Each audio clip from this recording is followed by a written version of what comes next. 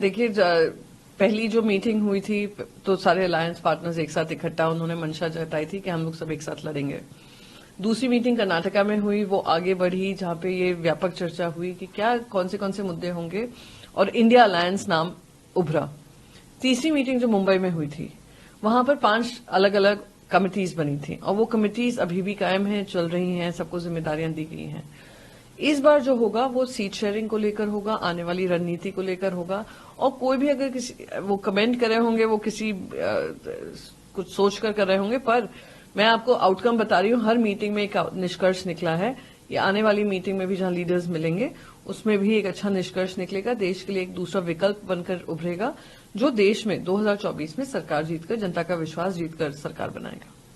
Haryana BJP सांसद हैं धर्मवीर सिंह, वो कह रहे हैं कि लिव इन रिलेशनशिप जो है वो बहुत ही ज्यादा डेंजरस है इस समाज के लिए, वो एक बीमारी की तरह है, जबकि न्यायालय से इस बात को लेकर अनुमति भी मिली थी लिव इन रिलेशनशिप को लेकर। अब बीजेपी के जो सांसद है वो इसका आपत्ति बता रहे हैं।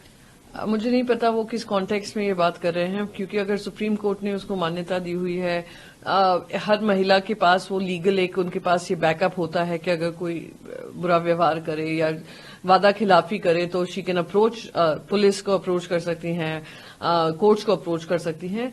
पर यह भी है कि कुछ लिव इन रिलेशनशिप्स में ऐसा भी हुआ है कि वायलेंस हुआ है, पेरेंट्स का सपोर्ट नहीं रहा है, तो उस समय पे महिला के पास कोई विकल्प नहीं रहता है और दिक्कतों का सामना करना पड़ेगा। तो हम कैसे एक इकोसिस्टम बनाएं जहां पे महिला सुरक्षित महसूस कर सके और उसका जजमेंट ना किया जाए। सबसे पहले जजमेंट तो भारतीय जनता पार्टी के लोगों से होता है। किस तरीके से गिरिराज सिंह जी ने सिटिंग चीफ मिनिस्टर के लिए क्या शब्दों का इस्तेमाल किया है। तो जिनकी सोच ऐसी होती है ना, महिला विरोधी, उनको लगता है कि सारे काम भी जो हो रहे हैं, जिसको मान्यता सुप्रीम कोर्ट ने दी हुई है, वो भी गलत ही है।